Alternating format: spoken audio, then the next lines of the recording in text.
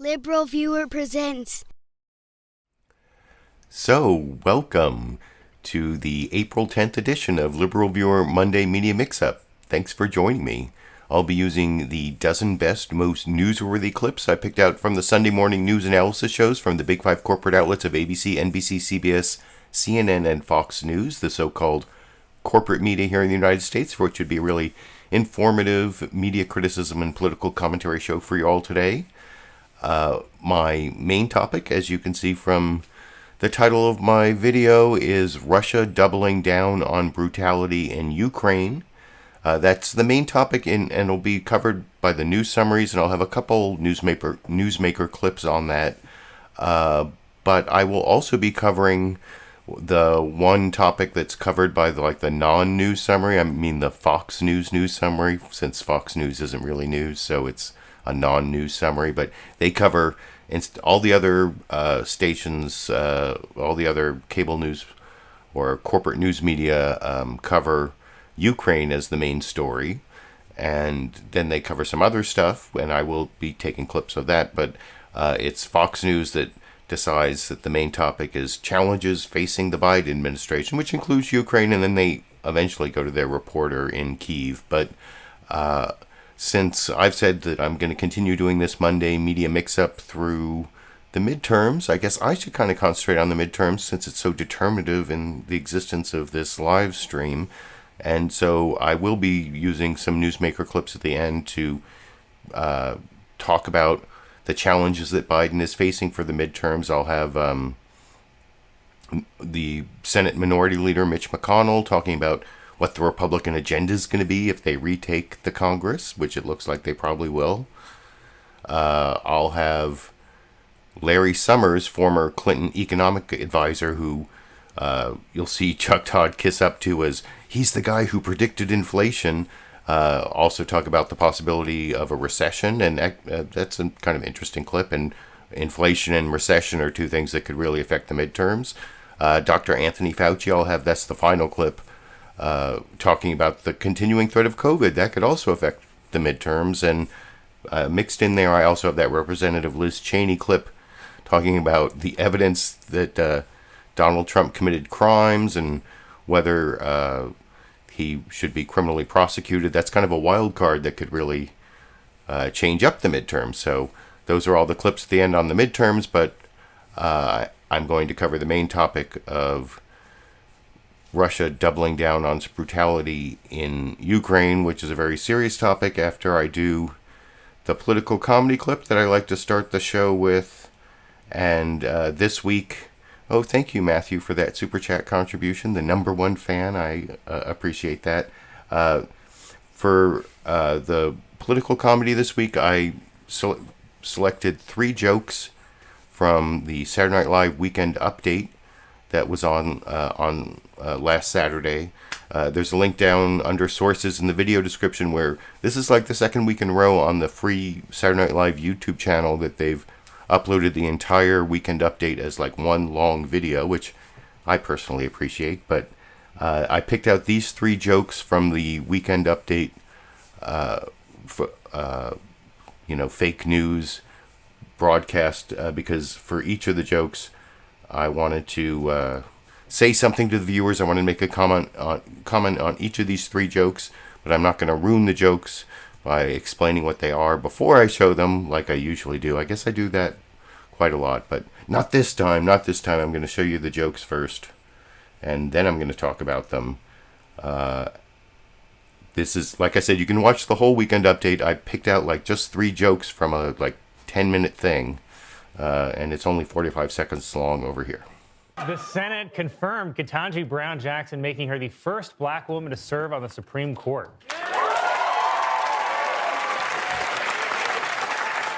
I'll drink to that, said Brett Kavanaugh. Health officials in Washington, D.C. confirmed that a fox that bit a congressman near the Capitol had rabies. Officials suspect the fox contracted rabies when it was bitten by Marjorie Taylor Greene. Ukraine President Volodymyr Zelenskyy made a televised speech during Sunday's Grammy Awards. It was a heartfelt, impassioned plea to help the people of Ukraine, but missed a opportunity for a legendary G.I. Jane joke. Okay, well, I picked out those three jokes. First, the last one, the Volodymyr Zelenskyy addressing the Grammys joke.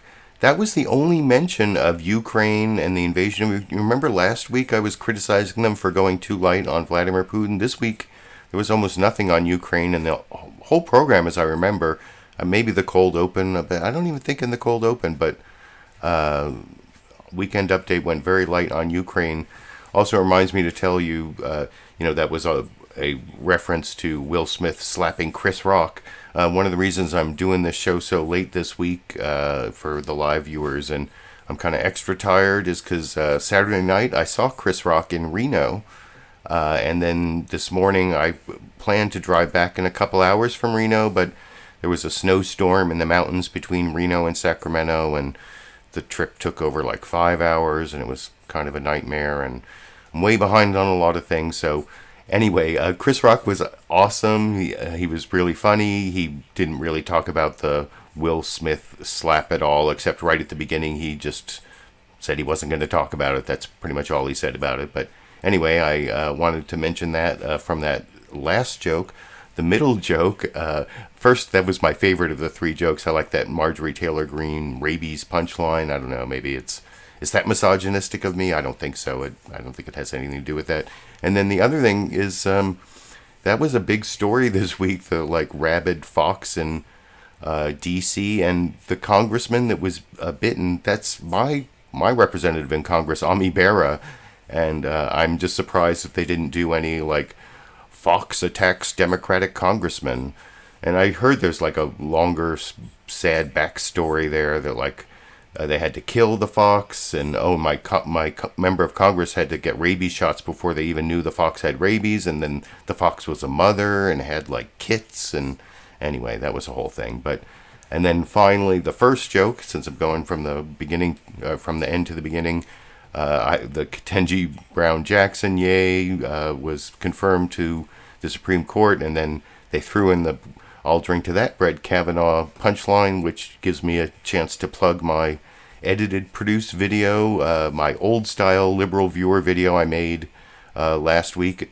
It took me 3 times as long as a Sunday live stream. It took me several days to put that together. Of course, I don't have as much free time during the week, and I don't know, it still has less than 1,000 views. It's actually longer. It's 13 minutes, 45 seconds, but if you want me to make edited, produced videos with narration and clips like I used to, you can support that by going and watching it. It's right at the top of my channel, youtube.com/liberalviewer. And if you like it, give it a thumbs up and share it. And, well, you should do that with everything I create. But anyway, that is the comment I wanted to remind myself to make by putting that first joke in the SNL Weekend Update clips for you.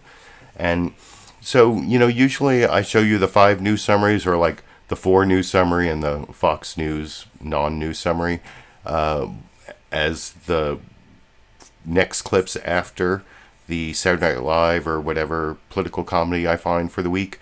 But this week I want to do it a little different. They had David Petraeus is a CNN analyst, and he gave this analysis of what's going on with the redeployment of Russian troops right now, and also talking about the possibility of increased brutality from this new general that they've appointed, the supreme commander of the Russian invasion of Ukraine. This guy who was a brutal general in Syria, and a Russian general in Syria, and now he's in charge of Ukraine. And the thing about this David Petraeus analysis is, for me, I've talked about how I was a military history major, and I learned a lot about military strategy and operations and tactics and all the different, I was never personally in the military, but I studied military strategy pretty heavily in college, and it's been sort of an interest of mine for a long time. And so this David Petraeus analysis you're about to see, this is kind of how I always, when you look back at wars in history and study them as a historian, or as an undergraduate historian anyway, this is kind of like what you see, like arrows and where the armies moved, and like you'll see David Petraeus explain it. And in some ways, it's like the clearest, it gives you the clearest understanding of what's really happening with the Russian invasion of Ukraine.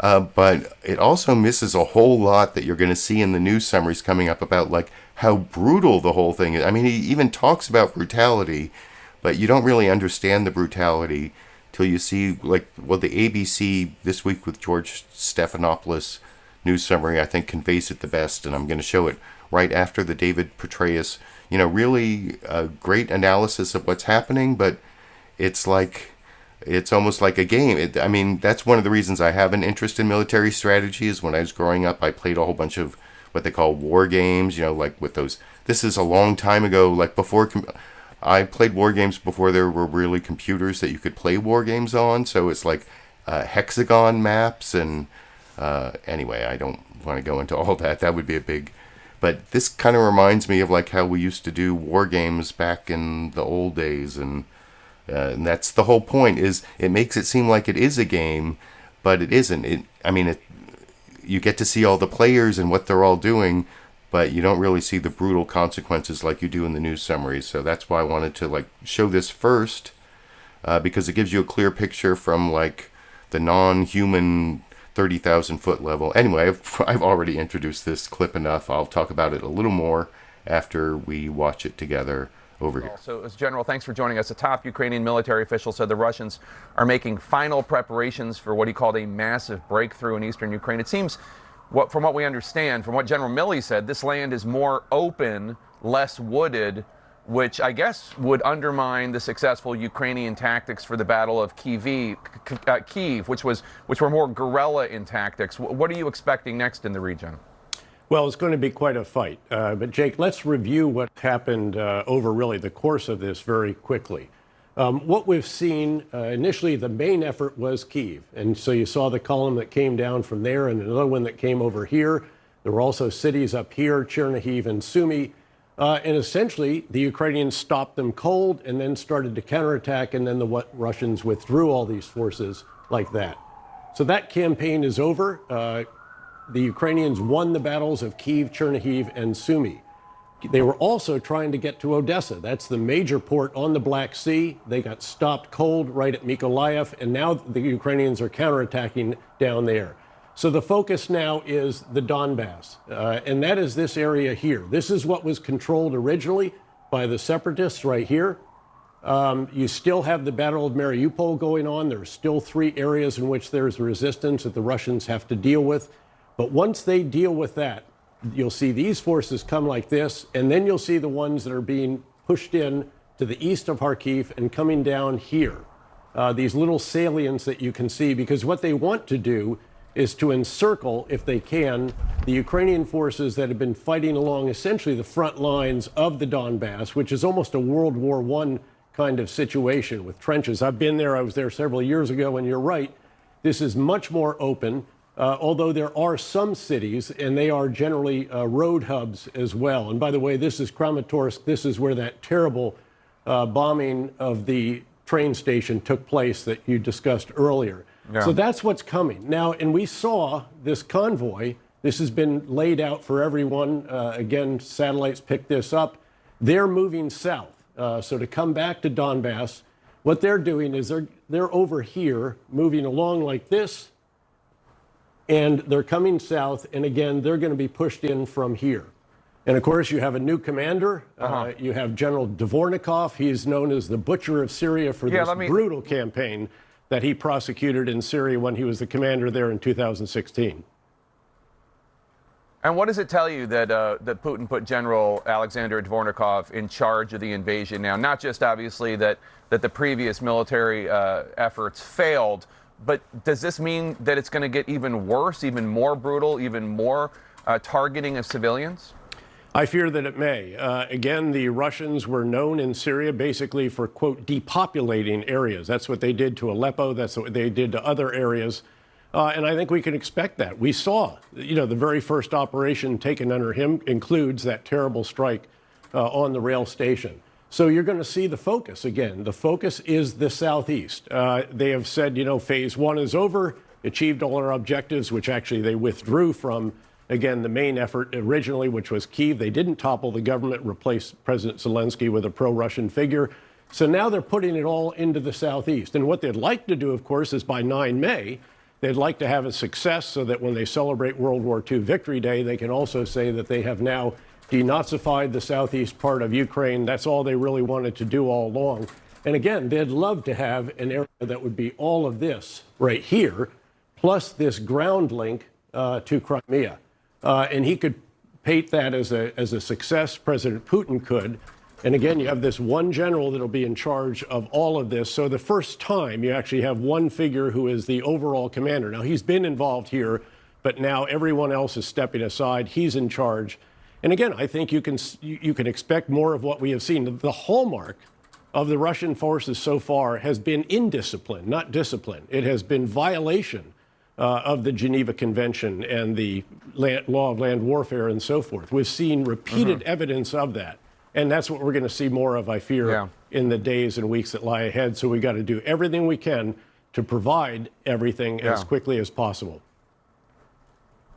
General David Petraeus, thank you so much. So like I said, I think that was an excellent analysis where, with the drawing of the lines and showing how the Russian redeployment is working. They've basically given up on taking Kyiv, at least for this period of time, and the Russians have now consolidated their forces under this one general, and they're I think it makes it really understandable what the stakes are, and it even gives you like that timeline of May 9th when they have victory over the Nazis Day from the end of World War II in Russia, and so they're hoping this is the backup plan after the initial topple the Ukrainian government and take over Kyiv plan failed. And I don't know, maybe that is like a face-saving way out for Putin, and it depends on how much of the eastern and southern part of Ukraine the Ukrainians themselves are ready to give up to Russia, because that's what all the U.S. officials are saying, that it's up to Ukrainians how they want to settle this. And I guess that may also be the reason for the continuing brutality that you see, because by making the Ukrainian people pay a cost, that makes it more likely that they'll accept some sort of territorial settlement that, like David Petraeus was explaining there. But he also made it clear that there's the possibility that what Russia's trying to do won't work. And it's kind of in the balance now, and it depends on the ability of the Ukrainians to fight, and how well they're supplied by the U.S. and NATO. And I don't know, like I said, there's a timeline to May 9th, so it's really understandable in like a war gamey kind of way in that clip, as I think over-explained before I showed it.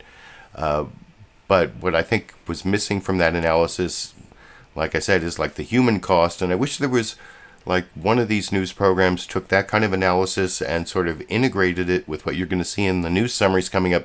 Because I think the news summaries are much more, like several of them do that thing where they say, and be warned, this may be, some of this video may be too shocking for some viewers, so I have to warn you too. And that's why some weeks my videos get demonetized, because there's brutal images of what the cost of war is. But that's one of the biases of all news media, is sensationalism. All of the corporate outlets have a bias for sensationalism, and on the other hand, the cost of war, like I'm saying, is a really important thing for people to see.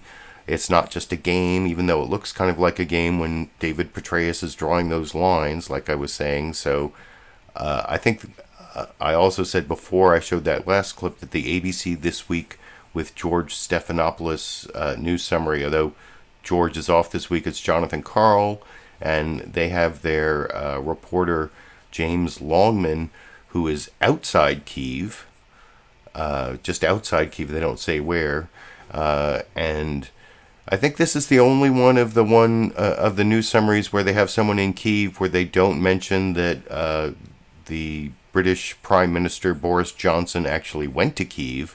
So I guess that was kind of a big deal. But I think this James Longman report is the most the one that has the greatest emotional resonance, that really conveys the human cost the most. It's also the longest of the news summaries. It starts with Jon Karl doing his introduction for, I think, over a minute. And anyway, I'll talk about it all a little more after we watch that clip together over here. And welcome to This Week. It's been 45 days since Russia, without provocation, invaded Ukraine. From the first days, the world witnessed a merciless campaign of cruelty and destruction. And this week, we learned shocking new details about the terror Russia has brought to Ukraine. We learned that Russia has been relentlessly attacking medical facilities, the World Health Organization documenting 103 separate attacks on hospitals, ambulances, and other healthcare centers. We learned the Russian leadership has no apparent regard even for the lives of its own soldiers, as evidenced by what was revealed when they pulled out of Chernobyl, a network of trenches dug by Russian soldiers in the Red Forest, so named because its grounds are still dangerously radioactive. After Russian forces withdrew from the area around Ukraine's capital, we learned that depravity is even worse than most thought. Among the many horrors discovered by Ukrainian forces in the town of Bucha, the bodies of hundreds of murdered civilians, many of them shot with their hands tied behind their backs. And on Friday, we learned that the Russians bombed a train station used as a hub for civilians fleeing the assault in the east, killing more than 50 people, injuring many, many more. These were residents armed with nothing more than toys, strollers, and the clothes on their backs. The remains of one missile used in the attack had the words in Russian, "For the children," scrawled on it. Some of the words used to describe all of this: war crimes, crimes against humanity, and even genocide. But these atrocities raise questions anew for Western leaders in confronting Vladimir Putin and fears about what he'll do next. Our foreign correspondent James Longman starts us off from outside Kyiv. Good morning, James. Yeah, good morning, John. We're at a village east of Kyiv, which has now been liberated. This was actually a school being used by Russian troops. You get a sense of the level of devastation. But as this moves east, there is a sense that things could get far worse. Russia now has a new general in charge of its invasion. He has experience in Syria. Moscow is not going to hold back. And a warning, the images you're about to see in this report are very graphic. This week, a turning point in Russia's war on Ukraine. Evidence of war crimes committed by Putin's forces emerging, and the human toll of this invasion coming into sharp focus. On Friday, a devastating attack on the Kramatorsk train station in Donetsk. Thousands had gathered here trying to flee before Russia's renewed offensive in the east begins. Russian missiles launched from within Ukraine killed at least 50 people, including 5 children, and wounded over 100. Russia denied it was responsible, but with their troops gone from around Kyiv, we saw the horrors they've left behind. In the town of Bucha, mass graves, charred corpses, bodies bound and left on the streets. In a basement of what had once been a children's summer camp, the unthinkable. I'm looking at 1, 2, 3, 4, 5 bodies in this tiny room in this basement where Ukrainians say people have been tortured. President Zelenskyy came to see these crimes for himself, his face dark with the shock of what he'd seen. Wars are often remembered by the events in certain places. In Bosnia, it was Srebrenica. In Syria, Aleppo. What has happened in Bucha may come to define Putin's war here. You're shaking. Mykola was forced to live in the basement of his apartment building when Russian soldiers moved in. He says the Russians shot every man under the age of 50. In the muddy yard outside his home, he shows us the graves of his 3 friends. He had to dig them himself. Further north in Borodyanka, a city reduced to rubble. Somehow the devastation is even worse. I mean, take a look at this. Businesses, homes just completely destroyed all the way down this road. Nadia watched from her apartment as Russian jets dropped bombs on her neighborhood. The only thought I had was, I wish it would happen instantly, she told me. I don't want them to dig us out of the rubble. Moscow says that this isn't happening, that Russia's not doing this, that they're not killing people.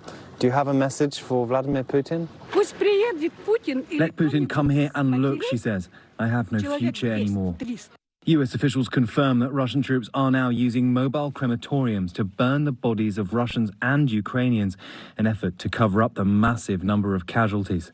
The Justice Department announced US prosecutors are working with counterparts in Europe to investigate potential Russian war crimes. We are assisting international efforts to identify and hold accountable those responsible for atrocities in Ukraine. On Thursday, a historic move. The United Nations voted to suspend Russia from the Human Rights Council. The suffering of victims and survivors will not be ignored. But China voted against the measure, and a huge 58 countries abstained, among them India, Brazil, and the oil-rich Arab states. Competing world orders and energy priorities exposed. The Biden administration taking further steps to isolate Russia, imposing additional sanctions hitting Russia's largest banks and targeting Putin's 2 adult daughters. The Senate unanimously passing a World War II-era Lend-Lease program to accelerate the transfer of critical military equipment. The sickening images and accounts coming out of Bucha and other parts of Ukraine have only strengthened our collective resolve and unity. But the fight for the East may be bloodier than anything yet seen. The battle for Donbass will remind you was Second World War. President Zelenskyy has made it clear Ukraine needs heavier weapons for this next phase, adding with them the battle against the Russians can end in victory and freedom. Russia has had so many losses in this war. They're now re-enlisting soldiers they'd previously discharged. They are drafting thousands more. Ukraine has successfully defended Kyiv, but the war in the east and the south of this country is going to be long and brutal. John. James Longman outside Kyiv this morning. Thank you, James. Let's bring in the mayor of Kyiv, Vitaly Klitschko, and his brother, Vladimir. Oh, the mayor of Kyiv interview is awesome, and one of them is like a world-class boxer, and they're both very pugnacious anyway. But I criticized or sort of criticized that last news summary for being the one person who was reporting from outside Kyiv who didn't mention UK Prime Minister Boris Johnson's visit, but that's actually the first question that Jonathan Karl asked the mayor of Kyiv and his brother there in that interview. Like I said, I thought that they really showed the cost of the war there. I was looking at the live comments along the way, and I see I think Representative Press I remember as like a really old-time YouTuber from, I've been on YouTube since July 2006, and back in the old days I interacted with people when there were a lot fewer YouTubers, and that name kind of rings a bell. And one of the comments I saw in the live stream, or from the live viewers, I saw Representative Press talk about how, this isn't like a new thing going on. There's been a war in the Donbass for 8 years. Why haven't they been covering it for 8 years? And I mean, that's kind of true. I mean, there was some coverage of it, obviously, but that is, if you watch my live streams every week, that's something I did talk about before this Russian invasion, especially remember that week when Joe Biden made supposedly that gaffe that, how are we going to react if there's a minor incursion? And Fox News really played that up, and that was like the topic of the week is like, oh, Joe Biden said that Russia can have a minor incursion into Ukraine and there might not be a response. And that was the week that I talked like, well, Russia's already in Ukraine. They're been in Ukraine since they took over Crimea and part of the Donbass in 2014. It's not like there isn't already more than a minor incursion before the invasion. So that was something I talked about. I'd have to go back and find what week that was that I talked about that for a significant period of time. But anyway, I just wanted to go off on that brief tangent based on what I was reading from the live viewers along the way. I always appreciate my live viewers adding their commentary because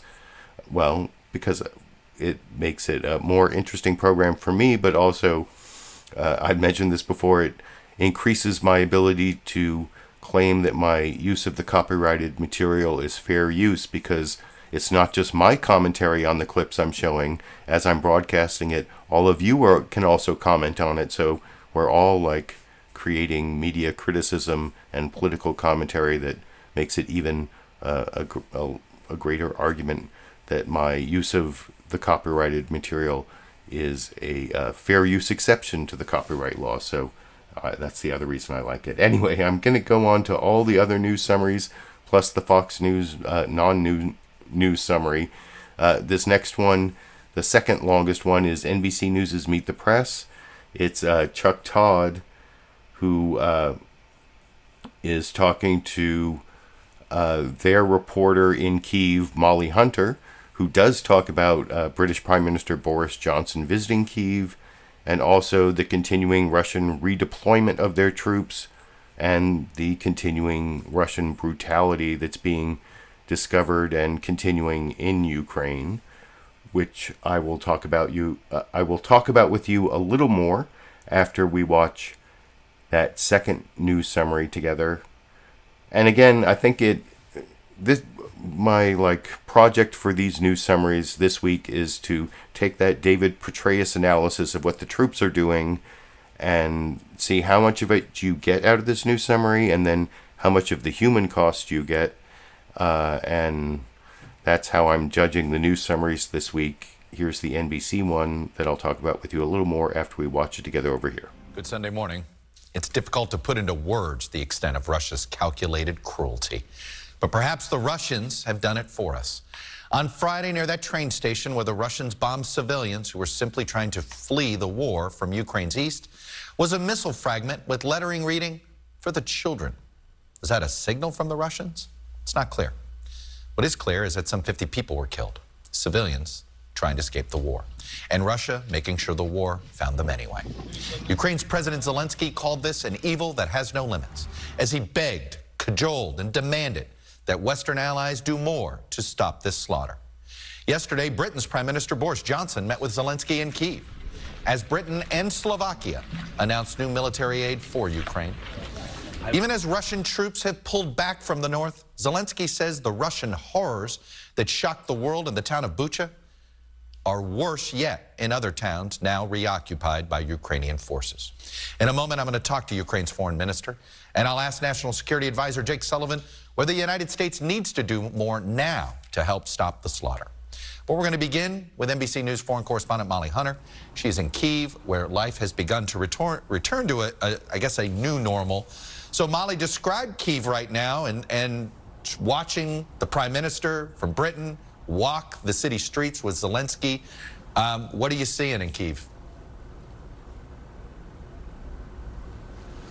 Chuck, good morning. Look, an extraordinary video to watch President Zelenskyy and the British Prime Minister walk through the streets of Kyiv. There is a little bit of normalcy. There are some cafes reopening. There are some bars reopening. But certainly the city does not look anything like it did 2 months ago. 2 quick points about that Boris Johnson visit. I think it makes the big point. First, Kyiv is safe. This is a capital city that just a few weeks ago many predicted would fall into Russian hands. Well, here's the British Prime Minister walking the streets with Zelenskyy, not wearing body armor. And the second really is that Zelenskyy is doing what he has been doing so well, Chuck, is that bringing the Western attention to this country, keeping Ukraine at the top of the agenda, and having a Prime Minister like Boris Johnson walking around the streets of Kyiv does just that. It's important to keep the West engaged in all of this, no doubt. This new Russian general that's been appointed, who oversaw their forces in Syria. This seems to point to a more brutal Russian attack in the east. What more can you tell us, Molly? That's exactly right. This is news that kind of broke overnight. Alexander Dvornak, he is apparently one of Putin's favorites. He was in charge in Syria. And really, Chuck, what we know is that he was the one who called in many of the airstrikes and is accused of calling in many of the airstrikes on residential buildings in Syria, on hospitals, accused of atrocities, of carrying out Russia's scorched earth policies.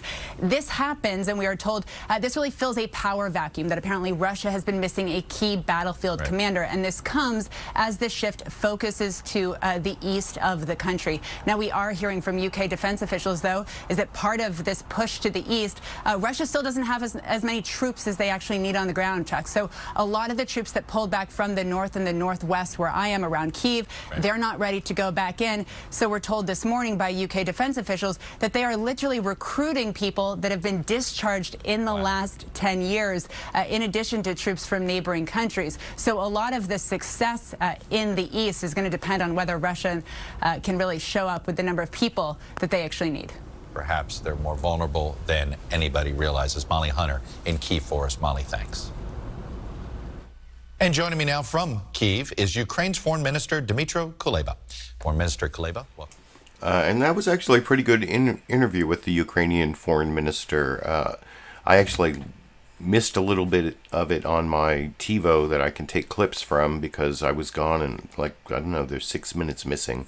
Although I watched it on YouTube TV when I was in Reno or whatever, but that's definitely worth watching, and there's a link down under sources in the video description where you can watch I give the sources of all the videos that of all the clips I've taken are all the corporate news programs. I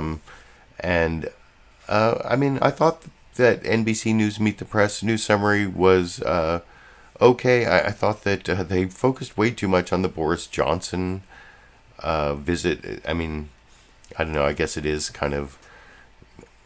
It was more than a photo op, but it was definitely a photo op. Or the Wall Street Journal, I think, I heard somewhere did an editorial saying that it was more than a photo op. It was...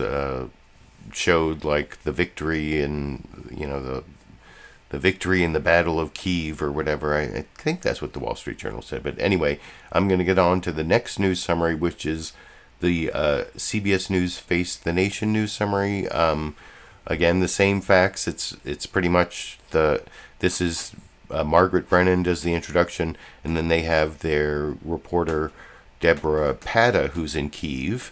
Also mentions the British Prime Minister's visit and the redeployment of the Russian troops, the continuing brutality that's being discovered about how Russia's been acting as, the war crimes, the genocide I talked about last week. I don't know, Representative Press, I saw that... I did look you up there, and I am subscribed to your channel, and you did join YouTube around the same time that I did. So, but I don't know why you're such an apologist for this Russian aggression.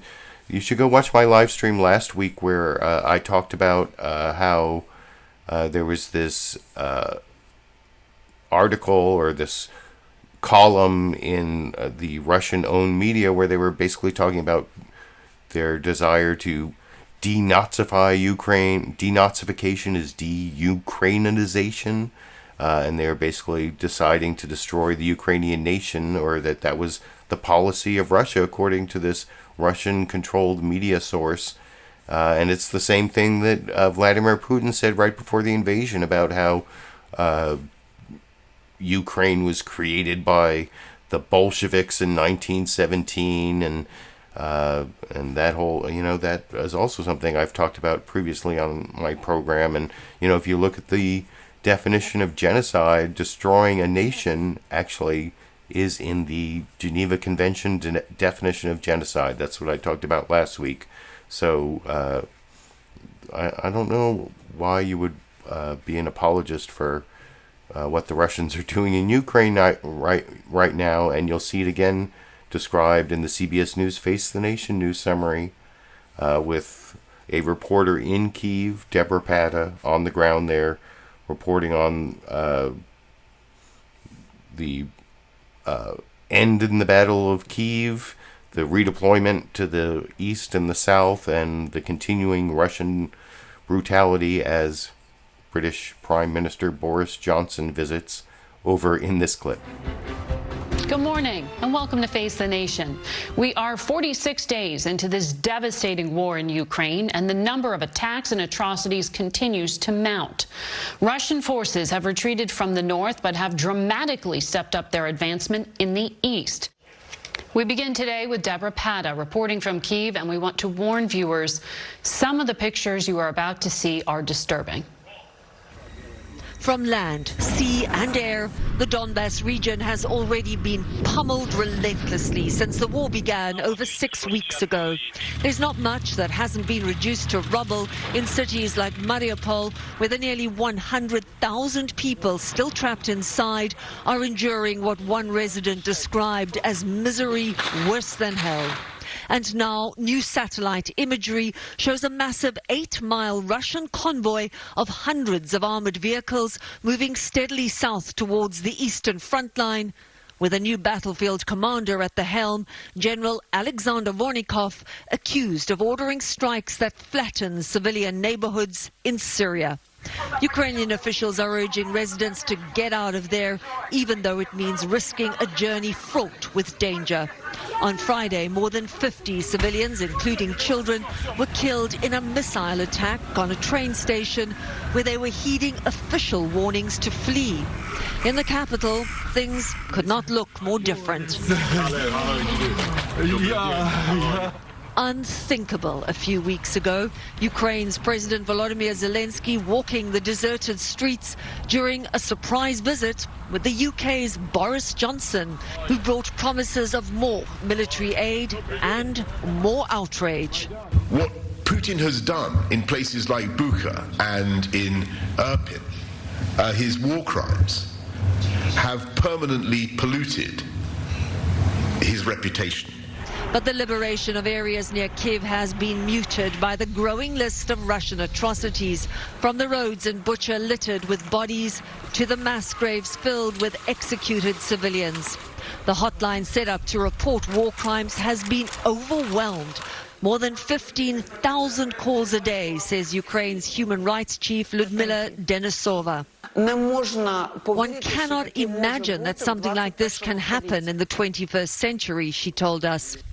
She's determined to collect enough evidence to go straight to the International Criminal Court in The Hague. Yet another mass grave containing at least 130 bodies has been discovered near Kyiv, but it's not going to be easy to prosecute Vladimir Putin for war crimes. He pulled out of the International Criminal Court in 2016. Margaret? Debora Patta in Kyiv. Thank you. Scott Pelley sat down with Ukrainian President Volodymyr Zelenskyy at Zelensky's office in Kyiv for tonight's 60 Minutes. I don't know exactly how to judge that as terms of media criticism, where, I've been for several weeks since the invasion of Ukraine, the Sunday morning news analysis shows have increased the number of reporters they talk to at the beginning of the program, or a lot of them have. They have like one in Kyiv, one in Washington, one in Lviv, or one, talking about the refugees in Poland, and they've actually been like scaling that back over time. Like, I've been arguing with Representative Press in the live comments, and that's the other thing, like a bias. I don't agree with Rush Limbaugh on a lot of things, but one term he came up with is another great term that I think describes actual real media bias that doesn't have anything to do with being liberal or conservative. He used to refer to the drive-by media, and that's the way our news cycles work. There's like no way the corporate news media in the United States is going to like focus on the ongoing conflict in Donbass. What about the conflict in Yemen? We never hear about the conflict in Yemen. Syria, there's still things going on in Syria we never hear about. I mean, there are conflicts going on all around the world that, the attention span of the American media is like, gnat, goldfish, choose your like low attention span animal. I don't know. But anyway, that is just one other thing I wanted to mention about that. But that is one of the biases of all the media. That's not the same thing as Fox News, because Fox News isn't really news. I should probably turn off my notifications. So like everyone who's watching me is now like checking their phone, and that came from my phone. Sorry about that.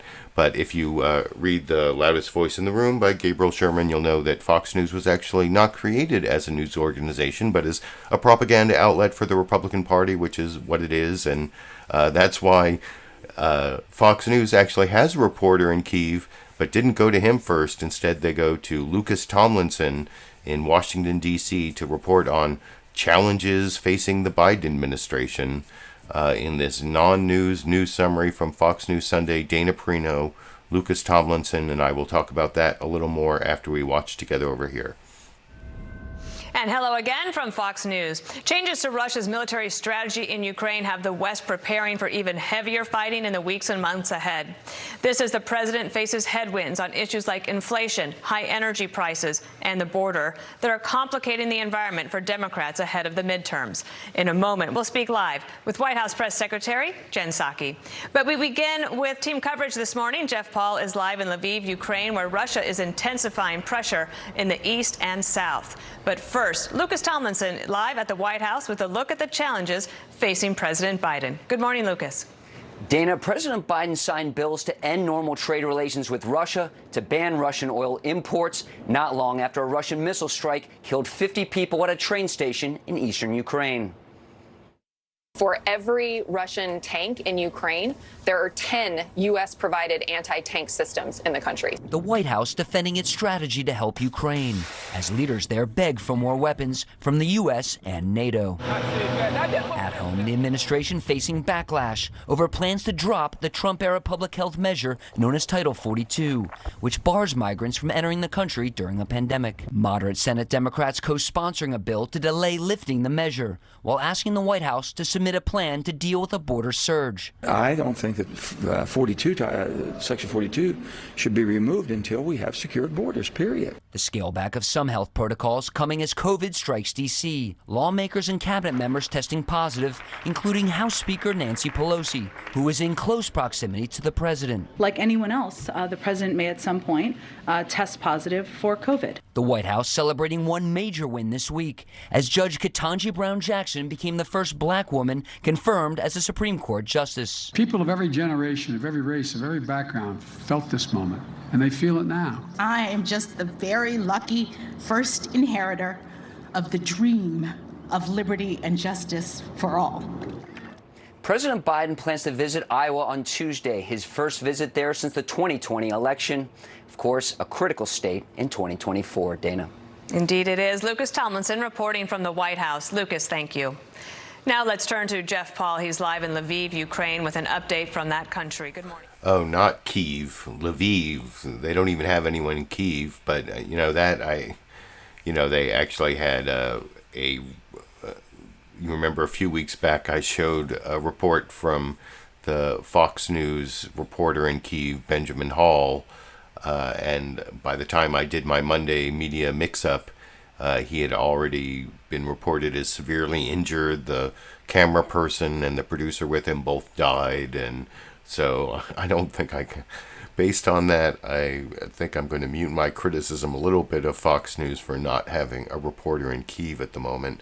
But I will still criticize them for going to the Washington, D.C. reporter first and then going to the reporter in Lviv, not Kyiv, second, because it's unlike all the other news summaries, except for, well, of course, CNN State of the Union. Jake Tapper, he didn't have to go to a reporter in Lviv. You want to know why? He was in Lviv. Jake Tapper Martha Raddatz did that for ABC a few weeks ago, and I don't know if that's is that egotistical to think that the anchor has to be there and not talk to the reporter? I don't know. I like Jake Tapper generally, so I'm not going to call him in. Maybe he just wants to get the facts on the ground, and here's his shortest of the news summaries. Because he's there, he doesn't have to talk to a reporter over in this clip. Well, I'm Jake Tapper in Lviv, Ukraine. Welcome to State of the Union. Ukrainians on the ground are bracing for a brutal new phase in the war. If past is prologue, it will bring even more attacks on civilians, because after his army faced defeat in the Battle of Kyiv, Russian President Vladimir Putin has appointed a new commander to fight his war in Ukraine, General Alexander Dvornikov. Dvornikov is known for leading ruthless attacks on civilian neighborhoods in Syria in 2016. This move is part of a change in strategy as Russians refocus their attention on eastern Ukraine. You can see here images of an 8-mile-long military convoy positioned to the east of Kharkiv. It's difficult to process the prospect of even more brutality after the massacre in Bucha and the attack Friday on the Kramatorsk train station, which killed at least 50 people trying to leave the region, including children. Yesterday, Ukrainian President Volodymyr Zelenskyy met with British Prime Minister Boris Johnson, who made a surprise visit to Kyiv. Zelenskyy is continuing to call on the West to do more to help drive back Putin, especially given the scale of the anticipated battle in the East. Prime Minister Johnson pledged more military equipment for Ukraine, including 800 next-generation light anti-tank weapons and Javelin anti-tank missiles, Starstreak anti-aircraft missiles, and other aids such as body armor, helmets, and night vision goggles. Joining us now to discuss, President Biden's National Security Advisor, Jake Sullivan. Jake, thank you so much for joining us. And no, I don't have the Jake on Jake. I think I have the Jake Sullivan clip. I don't have the Jake Tapper on Jake Sullivan clip. I'm gonna show you Jake Sullivan talking to Margaret Brennan on CBS News' Face the Nation next. I already showed you one clip of CNN State of the Union, the David Petraeus analysis at the beginning, and then I'm going to show you a Liz Cheney clip from CNN State of the Union coming up. But that last clip from Jake Tapper, I mean, I said at the beginning that the ABC News This Week with George Stephanopoulos news summary that had that report from what was his name? James Longman. That I thought that was like the one that was most emotionally resonant, really showed the human cost. So I guess it gets the best news summary award for that. But the Jake Tapper one here, in under 90 seconds, he got in like the most of all the other news in like the 3, 4, 6 minute news summaries. That's the other 3, not the Fox News non-news summary. So he packed it all, as much news into under 90 seconds. I think that's what CNN gets the award for brevity and the greatest extent of news coverage in the shortest amount of time, I guess, this week. And then I have one newsmaker talking about my main topic, that Russia's doubling down on the brutality in its invasion of Ukraine, and its National Security Advisor Jake Sullivan talking about the appointment of this new general as like the supreme commander of the invasion, and his experience with brutality in Syria, and whether that's going to mean more brutality in the invasion here. And then there's a follow-up question about whether Ukraine could actually win, and I will talk about that a little more after we watch that clip together over here. Vladimir Putin reportedly tapped a new Central War Commander for Ukraine, same general who oversaw a very brutal campaign in Syria where they bombed hospitals, killed civilians. Is this a signal that this is the type of scorched earth warfare that we need to expect? Well, Margaret, I think it's actually just consistent with the way that Russia has conducted this war from the beginning. We've seen scorched earth warfare already. We've seen atrocities and war crimes and mass killings and horrifying and shocking images from towns like Bucha and the rocket attack on Kramatorsk. So I think this is an indication that we will see more of that. Vladimir Putin's spokesperson said a few days ago that Russia has suffered significant losses of troops. But you say Russia still has forces it can use to outnumber Ukraine. Do you assess that Ukraine can win more than just the capital of Kyiv? Well, first, let's pause there for a moment, because it is a remarkable thing that the Ukrainians won the Battle of Kyiv. Russia lost the Battle of Kyiv. Kyiv still stands. The capital city of Ukraine was subject to an attack as its invading neighbor tried to conquer Kyiv, and Russia failed. And they failed chiefly because of the bravery and skill of the Ukrainian armed forces, but they also failed because the United States and our partners put in the hands of those armed forces advanced weapons that helped beat back the Russians. And so we were proud to be able to support the Ukrainians in that. Now, the Russians are regrouping, they're refitting, and they're refocusing. And they're refocusing out in the east where they will try to make progress. So, I mean, on the brutality front, I think that that's just more evidence for the answer to my video title question, you know, Russia doubling down on brutality in Ukraine, the answer being yes.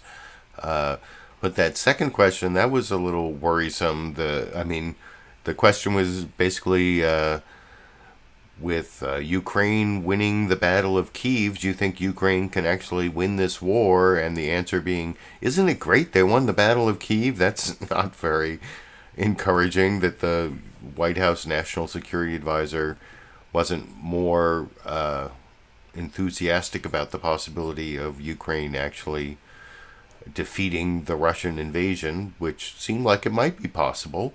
But it's this is the part where it gets kind of tricky. That's the thing that I learned from watching a lot of these, a lot of the analysis over and based on what I learned about military history and strategy, as that being my undergraduate major, and all that. It seems like right now Ukraine and this is a lot of people have been saying this, that Ukraine has to switch from its successful defense to now like being more offensive against the troops in the east and south. You know, they have to offensively eject the troops that are in defensive positions in the Donbass and the southern region where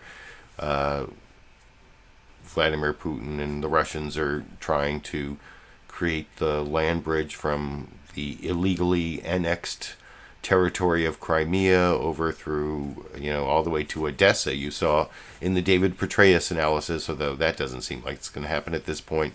But anyway, I'm now going to move on to the clips I talked about before, the challenges of the Biden that are facing the Biden administration in the midterms. I'm going to show you first Senator Mitch McConnell over on Fox News Sunday explaining what the Republican agenda will be if they take back the Congress. And you don't, what you hear are like the main, he doesn't say what they're going to do, he just talks about problems he thinks Biden has caused, a lot of which aren't problems Biden has caused. But anyway, I'll talk about that a little more after we watch that clip together over here. About the midterms next anyway, so you have a great way of transitioning, sir. So inflation, gas and groceries, this is on everybody's minds. What would be different for Americans if Republicans win back the majorities in the House and Senate this year?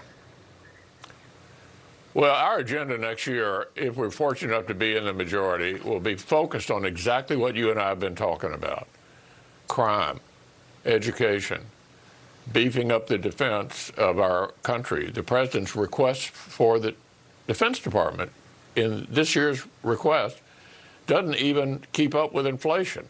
We got a war going on in Ukraine. We got big power competition with the Russians and the Chinese. We need to meet the demands of the international situation. So all of those will be on our agenda. We will not have the presidency for 2 more years. Obviously, we'll have to work with the administration to see what we can agree on. But we want to turn the let me put it this way. Biden ran as a moderate. If I'm the majority leader in the Senate and Kevin McCarthy's the Speaker of the House, we'll make sure Joe Biden is a moderate. Speaking of Joe Biden, once again transitioning for me, Mark Penn, a Democratic pollster, we asked him this week what he thought about the president's poll numbers and why they were down. You've known the president for decades. Listen to this, and I'll get your response on the other side. He did have this image of being a kind of a likable Uncle Joe, you know, ice cream Joe, kind of friendly. And I think he's lost that. Do you think he's lost it? Well, I think his policies have not worked, beginning with the precipitous and ill-advised withdrawal from Afghanistan, which became kind of a metaphor for the incompetence that's been on full display during this administration. None of the policies they've pursued have worked out well. The $2 trillion they dumped on the economy last year, against the advice of economists like Larry Summers, produced the 40-year wave of inflation. Everybody's seeing that when they fill up their automobiles, when they go to the grocery store. Their policies have produced a virtually open border. The previous administration did a good job at the border. They reversed all those policies, and we've been paying the price for that. We have a crime wave in the country, and they're continue to promote policies that, in my view, are pretty much soft on crime. To be clear, when I said has he lost it, I was referring to likability, is what Mark Penn said, that he had lost likability. So we'll see how that goes. Do you have a thought on that? Yeah, I like the president personally. It's pretty clear to me that personality is, in my view, not what's driving his unpopularity. I think it's the policies they've been pursuing. Interesting. Last night there was a endorsement from former President Trump in the Pennsylvania Senate Republican. Oh, and she asked Mitch McConnell questions about President Trump's endorsement. You know, do you think that's going to be successful? And then he just talks about how great the Senate candidates are. Never asked really tough questions about Trump being guilty of crimes or the ongoing investigations or the January 6th commission that, of course, never came up. And you saw, that's like Dana Perino, former Republican press secretary, asking Republican minority leader of the Senate very softball questions, did not, lets him get away with saying all these policies aren't working without, a real journalist would say, well, did this policy work? Did this policy work? None of that. And she oh, I'm sorry. I didn't mean to say that Joe Biden has lost it. I mean, he's lost it, meaning his likability. But even that is like a Republican asking another Republican, do you think the Democratic president is not likable? But of course, gave him the opening to say, oh, I like him. I like him.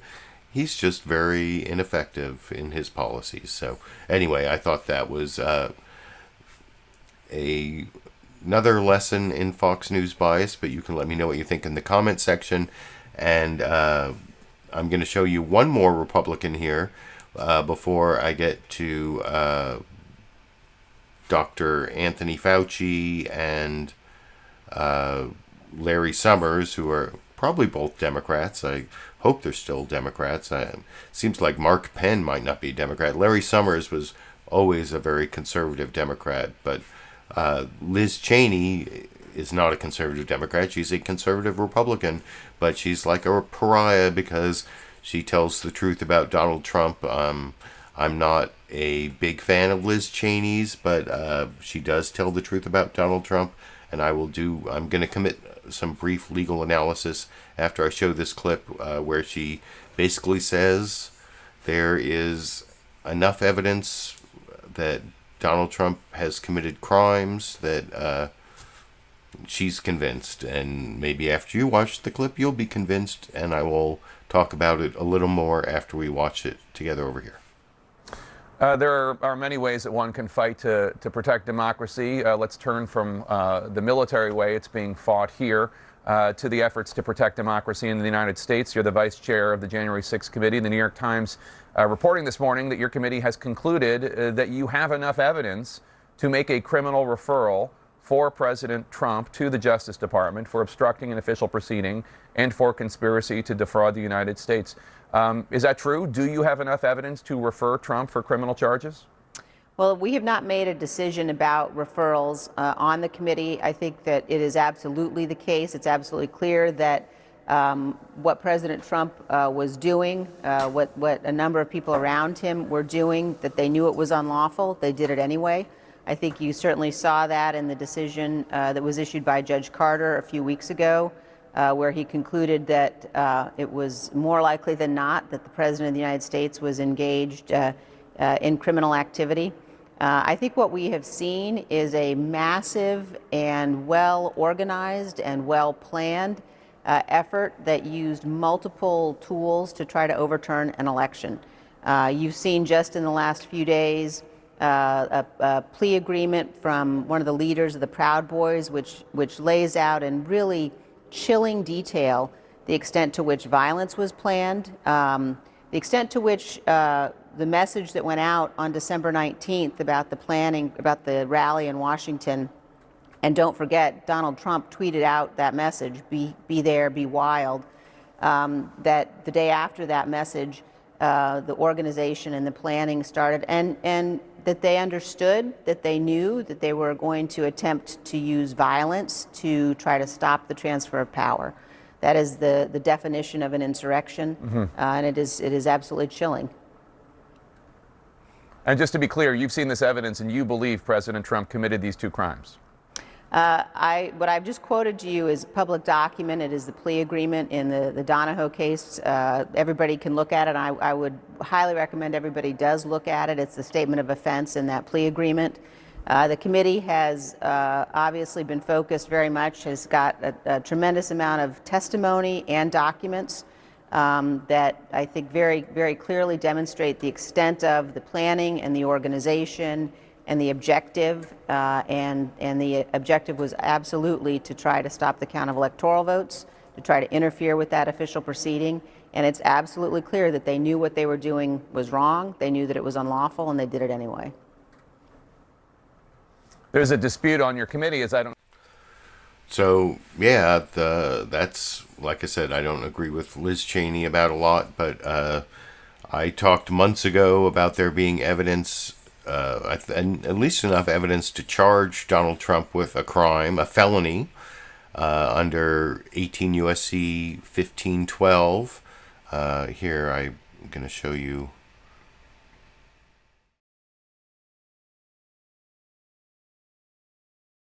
Wait, hold on. Wait, can you hear me? Yeah, so this is 18 U.S.C. 1512.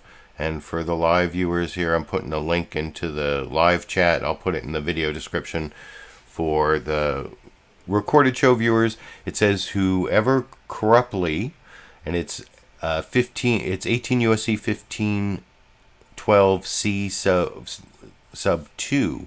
So it's whoever corruptly otherwise obstructs, influences, or impedes any official proceeding or attempts to do so shall be fined under this title or imprisoned for not more than 20 years, or both 20 years, so that's quite a felony, and it's for obstructing an official proceeding or attempting to do so. And as I talked about a few months ago, this is a crime where it's already been established that the January 6th meeting of the House and the Senate, where they were supposed to certify the votes, that is an official proceeding that's gone through the courts for some of the January 6th defendants already. There's a significant case law that if you are attempting to obstruct the January 6th certification of the votes, that's an official proceeding that qualifies under 18 U.S.C. 1512 sub C sub 2 that I just showed you. So in my opinion, that is the best crime, one of the strongest cases for the best statute under which Trump and a lot of other people could be prosecuted for what happened on January 6th. So like I said, I committed a little bit of legal analysis for you there, and that, like I said, Liz Cheney's commentary there, like if Donald Trump is charged with something, if the January 6th Commission holds public hearings that actually people watch and understand, like there's a huge cancer in the Republican Party, is that a wild card that might affect the election? Maybe, but it's not very likely compared to the next two clips I'm going to show you. The one where Larry Summers talks about inflation and a possible recession, both of which are much more likely to affect the midterms in the Biden presidency than Donald Trump being criminally prosecuted, which I've lost faith in long ago. Not that it's impossible. I'll believe it when I see it. And then Anthony Fauci at the end talking about the continuing threat of COVID. But first, here's Larry Summers talking about inflation and recession in a clip that I will discuss with you a little more after we watch together over here. It's likely that if on Inauguration Day, someone had told President Biden that more than a year later, he could have unemployment at 3.6% and dropping, wages in the stock market on the way up, and the housing market humming, he probably would have taken that deal. But there was fine print: inflation. It's at a 4-decade high, and that has Americans sour about the economy overall.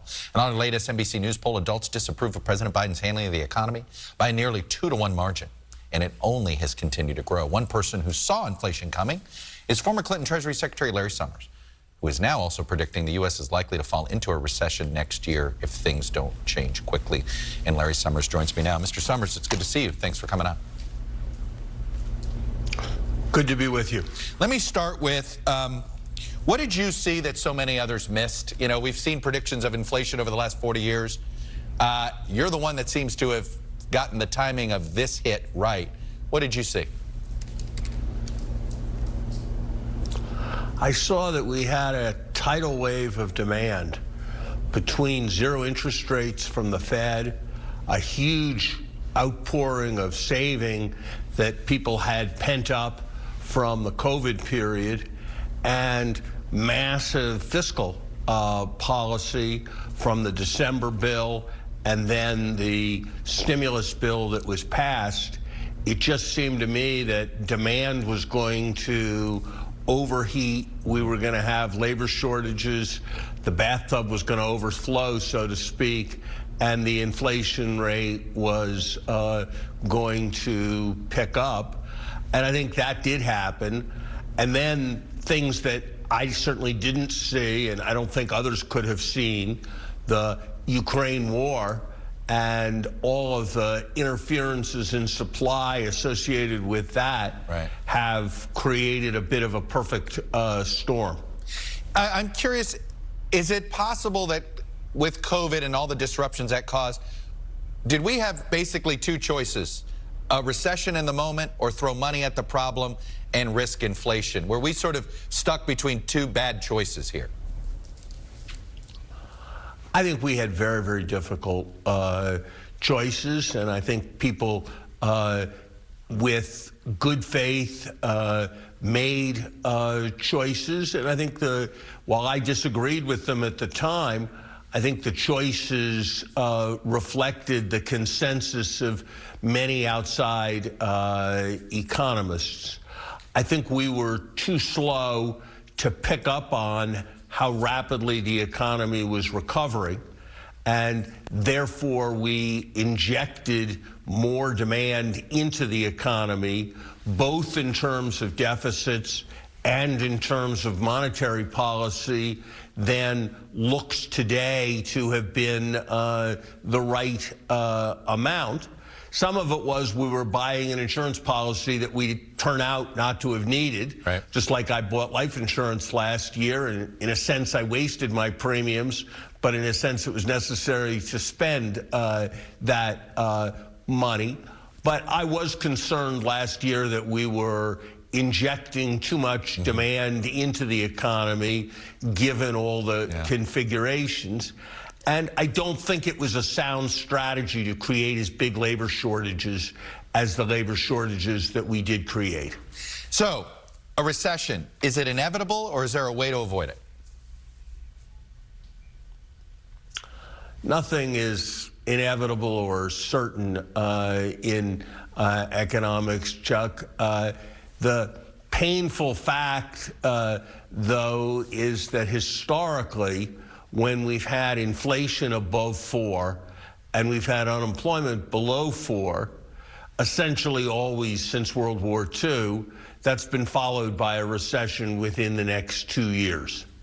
Perhaps we will be fortunate and there'll be sufficiently rapid adjustments in commodity prices and other bottlenecks that will make that not happen. Perhaps the Fed will be extraordinarily skillful.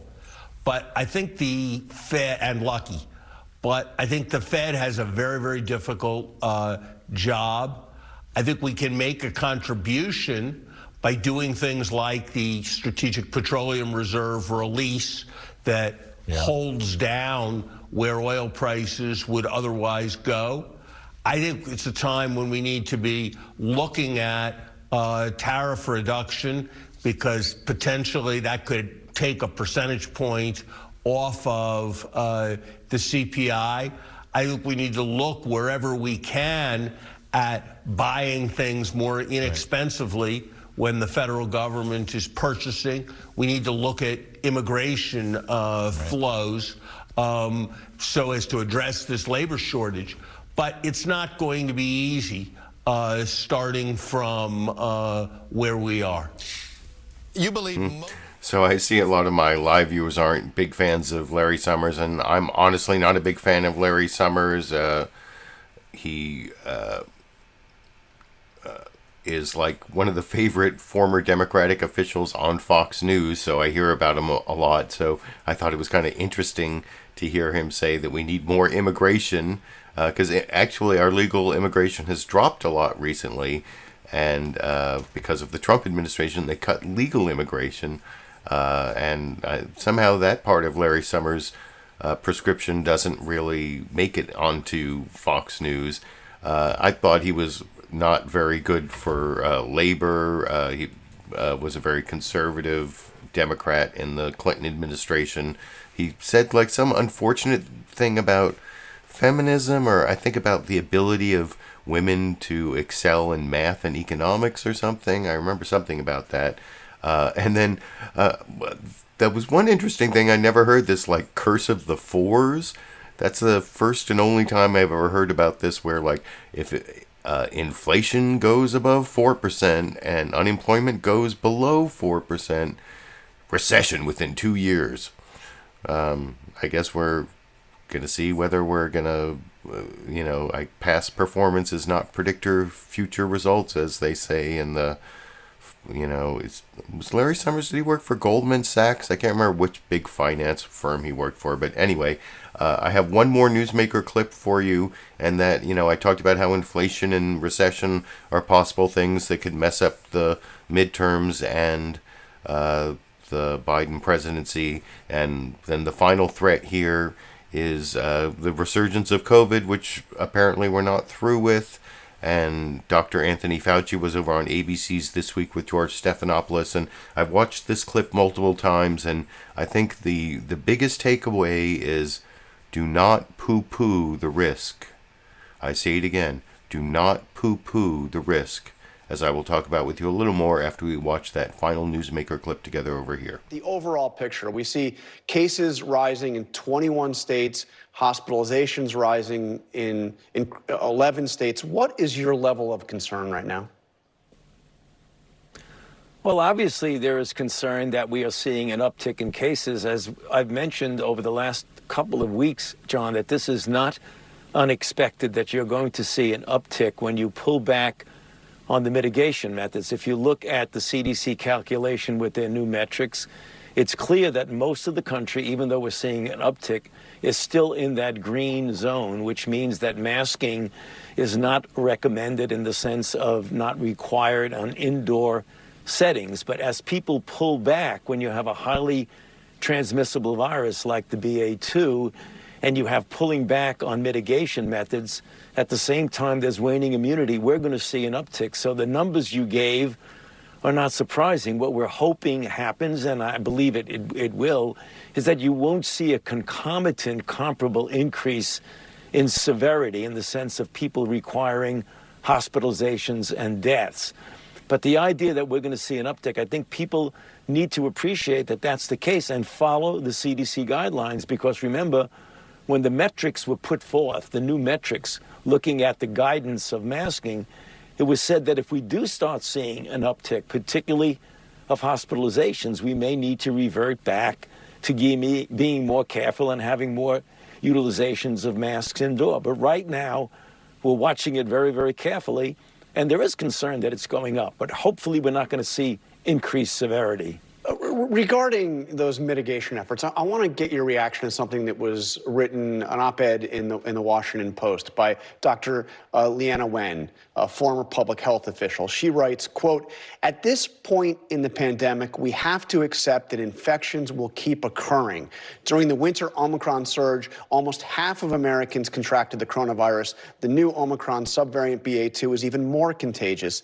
The price to pay to avoid coronavirus infection is extremely high. Some Americans might choose to continue to pay that price, but I suspect most won't." And at this point, are we at the point where we have to accept there is going to be risk, there are going to be continued infections, and the cases, thanks to the prevalence of the vaccine, won't be as serious? We can kind of get back to normal lives knowing that there's a risk out there.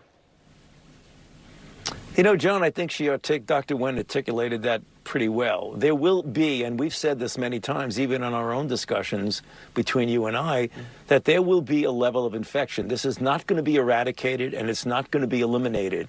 And what's going to happen is that we're going to see that each individual is going to have to make their calculation of the amount of risk that they want to take in going to indoor dinners and going to functions, even within the realm of a green zone map of the country, where you see everything looks green, but it's starting to tick up. So you're going to make a question and an answer for yourself, for me as an individual, for you as an individual. What is my age? What is my status? Do I have people at home who are vulnerable that if I bring the virus home, there may be a problem? So we're at that point where, in many respects, she's correct, that we're going to have to live with some degree of virus in the community. The best way to mitigate that, John, is to get vaccinated if you're not, to get boosted if you're eligible to be boosted. If you're in the certain group, like the CDC's recent determination about people 50 and older and individuals with underlying conditions, get that fourth boost, which, by the way, we really need to concentrate a lot more on that, about getting new tests, getting drugs, getting vaccines, which I hope the Congress comes through and gives us the resources so that as we get into what might be another surge, that we're prepared with all of the tools that we need to address it. And right now, if we don't get that support, John, we're not going to be ready for it. Well, let me ask you about the spike we've seen right here in Washington. You and I were both at the Gridiron dinner. This is a dinner that had about 600 or so attendees. So far, I believe we're at 67 people that have tested positive who were at the dinner. I'm told, at least so far, no indication of anybody seriously ill, but you know, about 10% of those infected. What is the lesson here? Should we not be holding events like this, or to the point we just talked about, is it time to accept that we can have an event like this, but there's going to be a risk? Some people will test positive. If everybody's vaccinated, you know, it won't necessarily be that serious.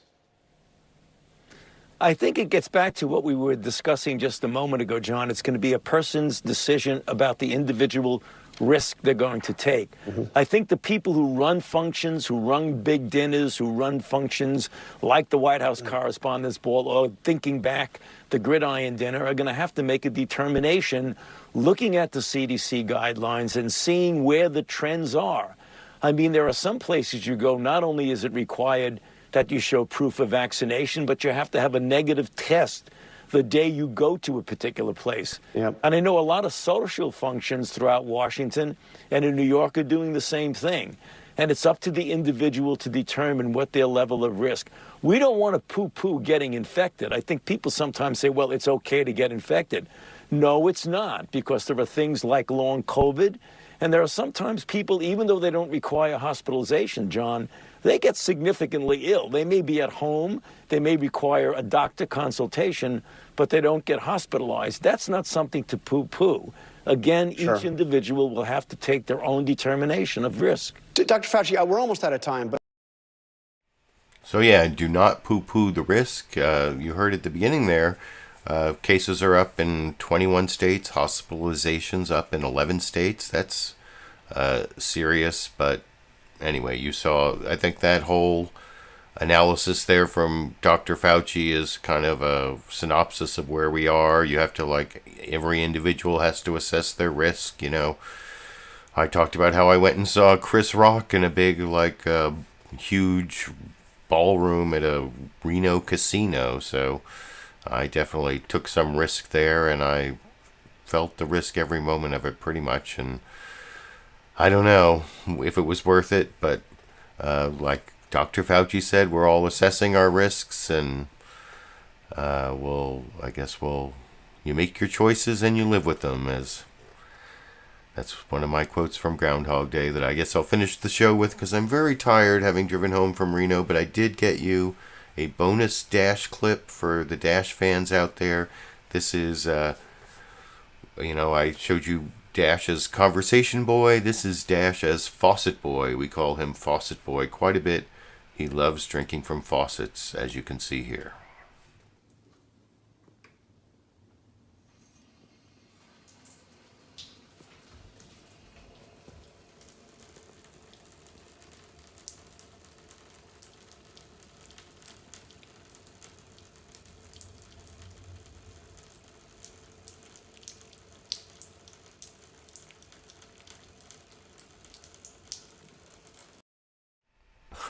Kind of took him a while to get the tongue out there and get the water. I don't know.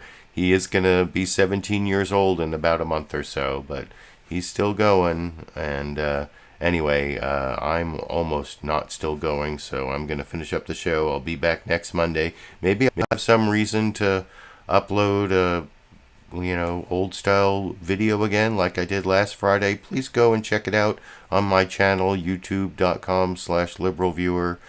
Otherwise, I'll see you all back next Monday, hopefully at the regular time, without the disastrous day I had today. And until then, I guess I'll be seeing all of you around the internet.